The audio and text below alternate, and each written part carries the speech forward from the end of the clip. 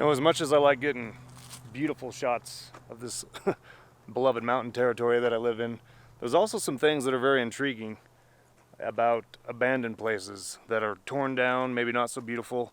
But I'm up here in Gilman. This is an old abandoned mine.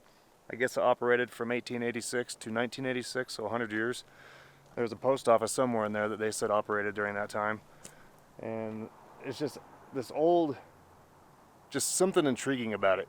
I'll put a link in the description of the video below of an article of some history of Gilman and mining, how it went from trying to be a silver mine and it ended up being a profitable zinc mine due to some modifications, if you will, that they made during the times. But it's up here near Battle Mountain. It's just really interesting.